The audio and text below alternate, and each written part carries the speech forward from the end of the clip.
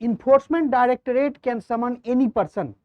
This is what Prevention of Money Laundering Act 2002 says, and this has also been interpreted by the Supreme Court of India, and this is what it was interpreted by the Supreme Court of India also, that Enforcement Directorate can summon any person. Actually, there has been a case in the Supreme Court recently for the sand mining case, and in this case the Enforcement Directorate has summoned 4 district magistrates of the Tamil Nadu. Those 4 district magistrates of the Tamil Nadu, they did not appear before the Enforcement Directorate, citing their busy schedule, and they said that they were very busy in conducting the, means preparing for the elections which is going to be held. Therefore, they could not collect the enough data, and therefore they could not reach to the Enforcement Directorate. So the Supreme Court has recently said that Enforcement Directorate can summon any person, and if it has summoned any person, that person will have to reach to the Enforcement Directorate. तो इस issue को और detail में हम लोग समझेंगे, but सबसे पहले बेसिक्स को समझते हैं कि what is enforcement directorate, what kinds of acts it is dealing with, and what is money laundering, what is Prevention of Money Laundering Act, what has been its amendment, how the provisions of Money Laundering Act is very different from the other acts, and what are the concerns associated with this, and what should be the way forward. So let's start this discussion. Directorate of Enforcement or the Enforcement Directorate. So it was established on 1st of May 1956. At that point of time, this was coming under the Department of Economic Affairs under the Ministry of Finance. Later on, this Enforcement Directorate got shifted to the Department of Revenue of the Ministry of Finance.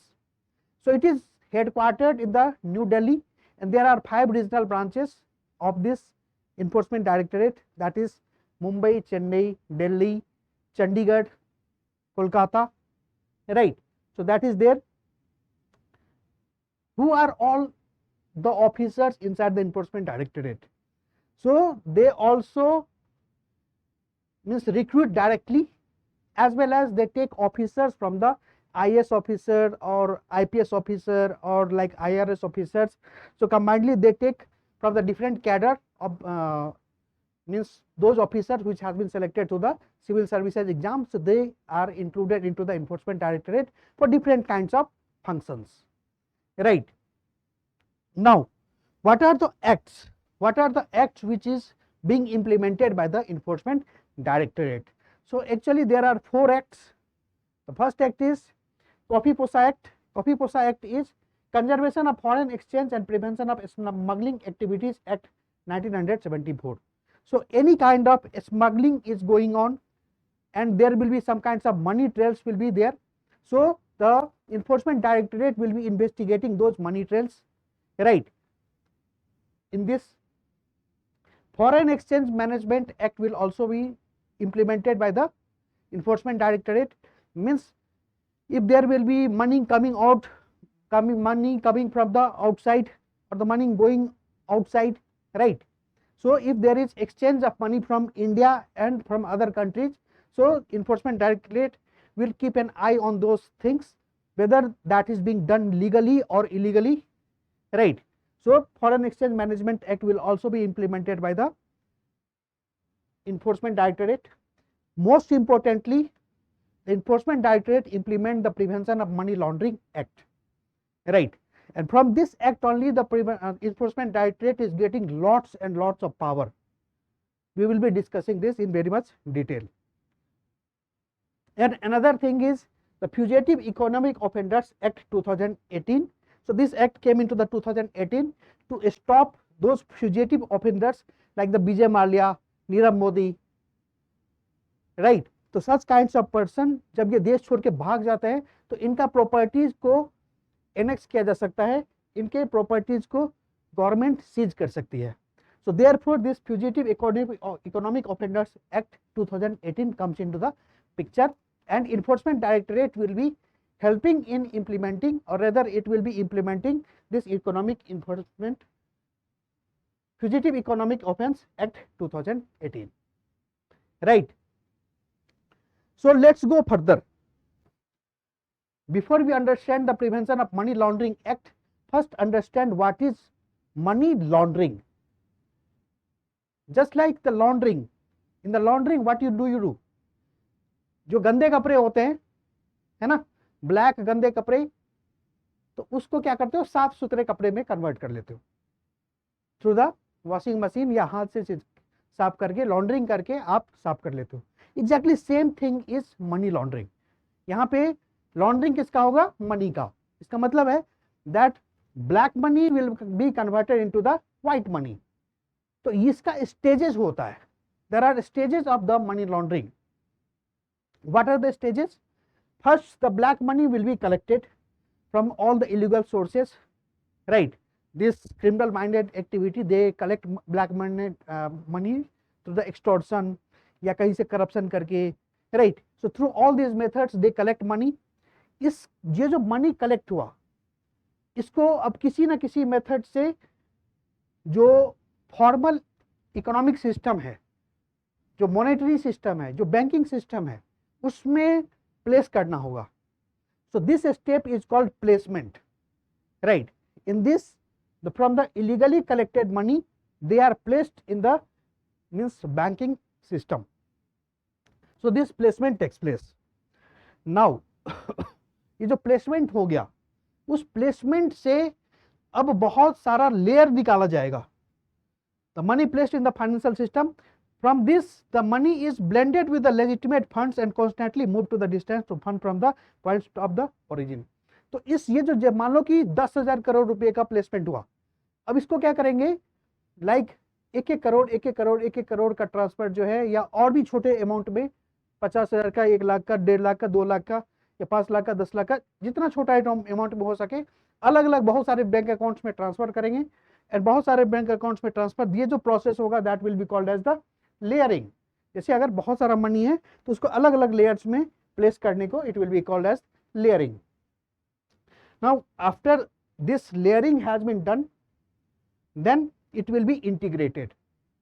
ये जितने सारे other bank accounts में layer हुआ, उस सारे bank account से फिर एक जगह पे लाया जाएगा. And now this will be converted into the as a clean money, right. Because ये जो छोटे छोटे बैंक अकाउंट्स थे, यहाँ से जो छोटे छोटे ट्रांजेक्शन्स होंगे उसके ऊपर गवर्नमेंट का ध्यान नहीं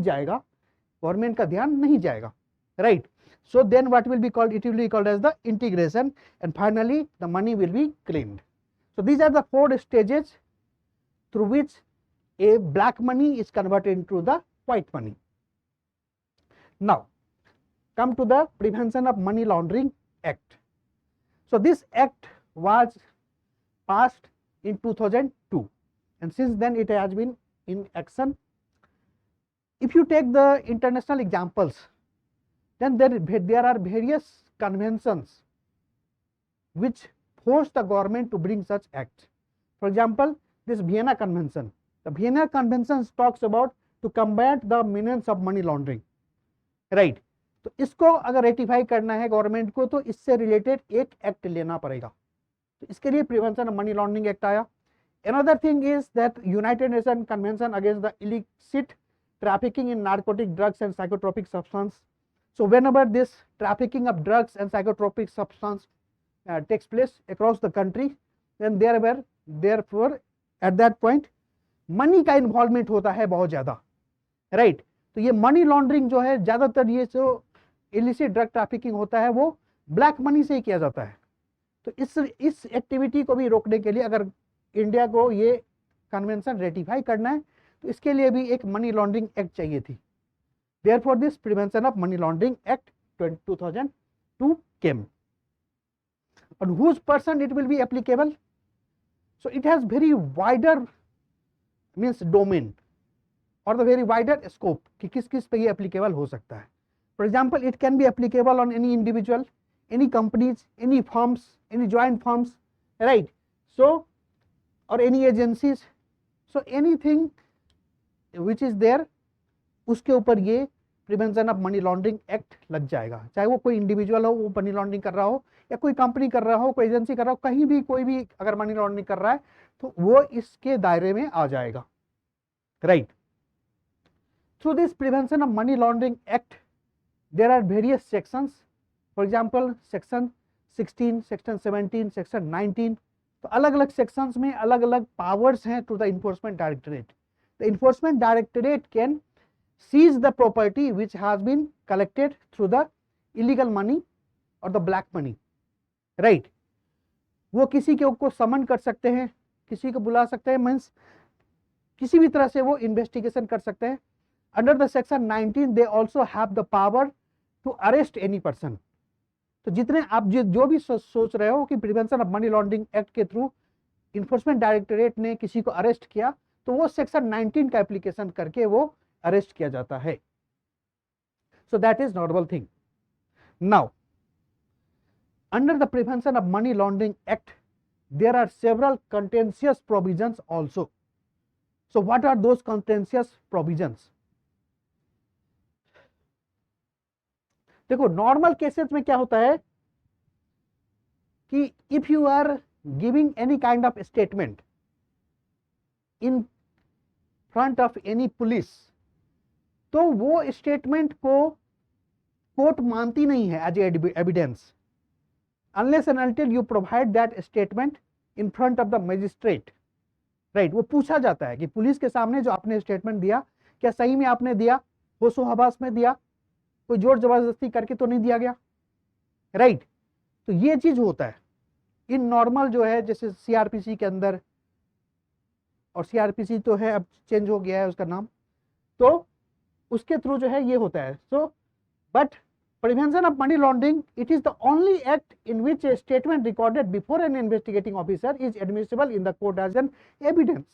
but prevention of money laundering act के थ्रू अगर आपने इन्फोर्समेंट डायरेक्टरेट के सामने कोई स्टेटमेंट दिया, so that acts as an evidence, right. और इसी एविडेंस का यूज करके जो इन्फोर्समेंट डायरेक्टरेट तो दूसरे लोगों को पकड़ के लाती है, ठीक है। देन एक्चुअली अगर आप देखें ये चीज को, तो it is in against of article 22 of the constitution of India which is the fundamental rights. So under the article 22 you can not be forced to give a statement. Pressure में आके आपको कोई स्टेटमेंट देने की कोई जरूरत नहीं है, लेकिन इन्फोर्समेंट डायरेक्टरेट में ऐसा हो सकता है कि आपको प्रेशर डाला जाए चारों तरफ से और फिर आपसे कोई स्टेटमेंट लिया जाए और उस स्टेटमेंट को एविडेंस भी बनाया जा सकता है। So this is violating the article 22 of the constitution of India, right. It can summon, plus it can also summon without telling the person whether they are witness or any accused. So enforcement directorate they can summon any person, और उनको ये भी नहीं बताया जाएगा कि आप witness हैं या आपके ऊपर केस चल रही है, आप एक्यूज्ड हैं, क्या हैं, ये भी नहीं बताया जाता है। नॉर्मल सिनेरियो में जो है आर्टिकल 22 का यूज करके ये भी बताया जाता है कि आपने क्या क्राइम कमिट करी है, राइट। उसके थ्रू आपको जेल में डाला, अगर कभी डाला जाएगा तो बताया जाएगा कि आपने क्या क्राइम कमिट करी है। ये भी नहीं होता बहुत बार इन्फोर्समेंट डायरेक्टरेट के through. Then another thing is how this prevention of money laundering act is different from the other acts. So in general law, now this is very important. In general law, every accused is innocent until proven guilty. Normal scenario में जो जितने भी criminal proceedings वगैरह होते हैं, जब तक कि ये प्रूव नहीं हो जाए कि आपने क्राइम कमिट करी है, तब तक आप इनोसेंट होते हैं, राइट।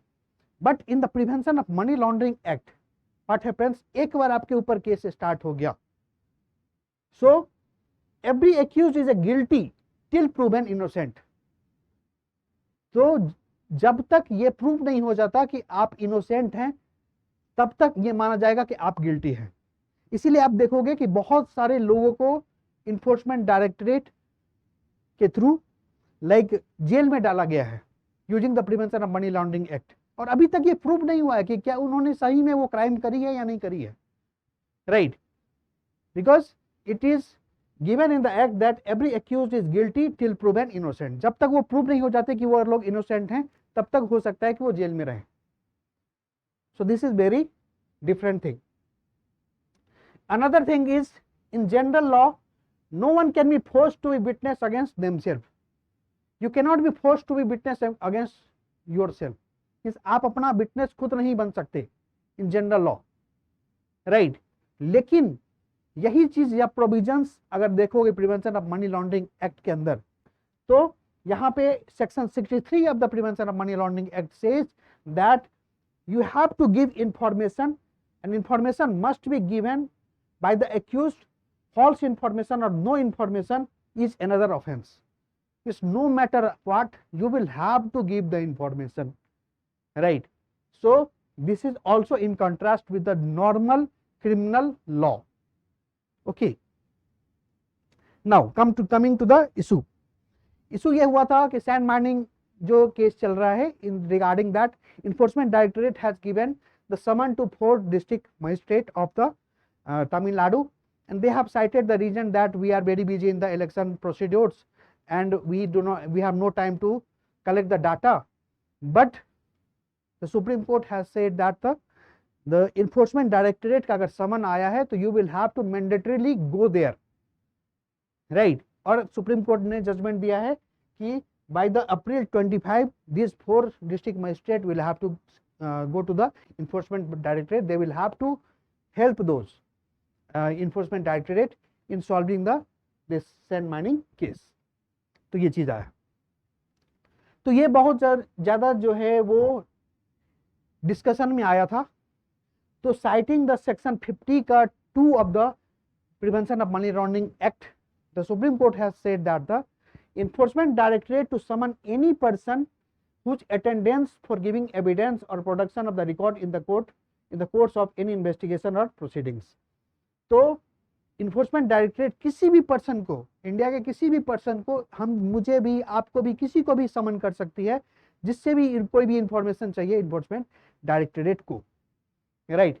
एंड ऑल्सो सेक्शन 50 का 3 of the prevention of money laundering act, it says that the individual summoned was bound to attend in person और थ्रू द ऑथराइज्ड एजेंट्स. तो आपको अगर समन आ गया या किसी भी पर्सन को अगर समन आ गया इन्फोर्समेंट डायरेक्टरेट का, तो उनको जाना ही जाना है, वो कोई बहाना नहीं लगा सकते.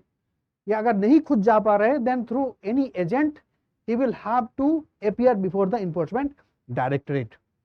So this is what the Supreme Court has also interpreted. Now in recent, since last 1 year, there has been lots of concern regarding the functioning of enforcement directorate, right? So what are those concerns? The concerns are like it is said that there has been misuse of power, है ना?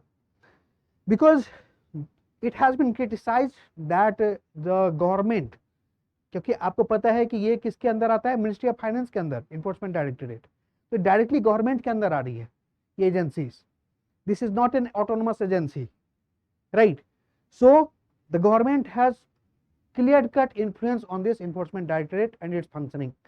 तो ये बहुत बार ऐसा होता है कि ऐसा क्रिटिसाइज किया जाता है कि the government is targeting the opposition parties through the enforcement directorate. So there the misuse of power is going on, right? Then another thing is ECIR.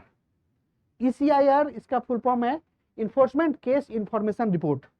जैसे FIR होता है, first information report, normal cases में first information report होता है. Enforcement directorate जो case file करती है उसके केस में होता है ECIR, that is enforcement case information report. जब नॉर्मल सिनेरियो में क्या होता है, FIR आप करवाते हो तो FIR का जो कॉपी आपको दे दिया जाता है, राइट? लेकिन ये जो ECIR होता है, this ECIR document, this is called as a internal document and therefore it is not provided to the accused person. It is only kept with the enforcement directorate. तो बहुत जो कन्विक्ट हैं, accused हैं, उन्होंने भी इसको क्वेश्चन किया है कि आपने क्या क्या चार्जेस लगाए, जब तक मैं वो डॉक्यूमेंट को पढ़ूंगा नहीं तब तक how can I counter in the any court और एनीथिंग, राइट? तो ये भी एक इशू होता है, ये भी एक कंसर्न का मैटर है. Then it is in contrast to the general law. इसको हमने अभी समझा कि किस तरह से विटनेस बनना जो है कंपलसरी होगा या समन होना कंपलसरी होगा, so that things. Then in past it has been seen that the enforcement directorate has been inefficient in their functioning, right? तो ये भी एक बहुत बड़ा कंसर्न है। लाखों पेजेस का रिपोर्ट बना लिया, हजारों लोगों को बुला लिया किसी केस में, और पता ही नहीं चला कि क्या हुआ इस केस के अंदर, राइट? तो इस तरह से क्रिटिसाइज हो रहा है। जैसे आप एग्जांपल लोगे तो 2005 टू 2013-14 ईयर्स के टाइम पे जीरो कन्विक्शन था, जीरो कन्विक्शन, कोई भी आदमी पकड़ा नहीं गया, ये प्रूव नहीं हुआ कि कोई भी आदमी जो है वो गिल्टी था। Then from the 2014-15 to 2021-2022 session it was found that the 888 cases enforcement directorate ने फाइल करी, एंड आउट ऑफ दैट सिर्फ 23 के अंदर कन्विक्शन आया, right? So that is very very low. और सोचो कि 888 केसेस में आपने कितने लोगों को बुलाया होगा, कितने सारे पेजेस की रिपोर्ट्स बनाई होंगी, कितना ज्यादा इन्वेस्टिगेशन हुआ होगा, बट इसका मतलब है कि अननेसेसरी केसेस फाइल किए जा रहे हैं इन्फोर्समेंट डायरेक्टरेट का यूज करके, right? So that is also a concern. Regarding the prevention of money laundering act, एक अमेंडमेंट आया था 2019 के अंदर, है ना? जैसे वो सारी चेंजेस कि जब तक कोई भी एक्यूज्ड प्रूव नहीं हो जाता कि वो इनोसेंट है तब तक वो गिल्टी है, तो ये सारे प्रोविजंस जो है वो prevention of money laundering act 2019 में लाया गया था through an amendment of the prevention of money laundering act 2002। So this amendment act of 2019 it went into the question in the Supreme Court. So what does the Supreme Court has to say regarding this? The Supreme Court has interpreted that whatever the constitutional amendment came in 2019 for the Prevention of Money Laundering Act 2002, so that is completely constitutional in nature, as the Prevention of Money Laundering Act, it is unique and special legislation, right? इसका जो character है वो काफी ज्यादा unique है, इसको money laundering को protect करना है, इसलिए इसमें कुछ स्पेशल पावर दिए गए हैं। So there is nothing wrong with that. Also the Supreme Court said that the no comparison can be drawn between the PMLA and the CrPC. तो सीआरपीसी नॉर्मल सर्कमस्टांसेस में जो क्रिमिनल लॉ को implement करने में जो सारे provisions होते हैं, वो सारे provisions prevention of money laundering act को इम्प्लीमेंट करने में नहीं लगाया जा सकता। दोनों को आप कंपेयर नहीं कर सकते, दोनों prevention of money laundering act is a special kinds of act, इसको आप नॉर्मल क्रिमिनल एक्ट से कंपेयर नहीं कर सकते, right? And it has also upheld the ECIR, है ना? ईसीआईआर जो अभी हमने देखा था, तो सुप्रीम कोर्ट ने बोला कि दिस इज नॉट एफआईआर, जो नॉर्मल क्रिमिनल प्रोसीड्योर में आपको मिलता है उसका कॉपी मिल जाता है। ईसीआईआर जो है वो डॉक्यूमेंट बनाया जाता है through lots of research, through lots of trials, है ना? वो काफी मोटा वो डॉक्यूमेंट बनता है, तो वो सभी एक्यूज को नहीं दिया जा सकता है। It is considered as a internal document, therefore do not compare it with the FIR, right? तो ये चीज सुप्रीम कोर्ट ने बोला। मिस कुल मिला के ये बोला सुप्रीम कोर्ट ने कि whatever the amendment came in 2019 that is completely constitutional in nature and there is nothing wrong with this amendment, right? तो ये चीज तो ठीक है। What should be the way forward? क्या अभी जिस तरह से लास्ट एक ईयर से जो इन्फोर्समेंट डायरेक्टरेट जिस तरह से फंक्शन कर रही है, whether that is good for the democracy, whether it should continue in that form only, right? तो बहुत सारी चीजों को एक्चुअली देखने की जरूरत है। So what is that? There should not be unnecessary acquisition, because in the past also it has been seen that the enforcement directorate के केस में बहुत ज्यादा very very low conviction rate है, राइट? तो means it is unnecessarily accusing lots and lots of person without any kind of proof.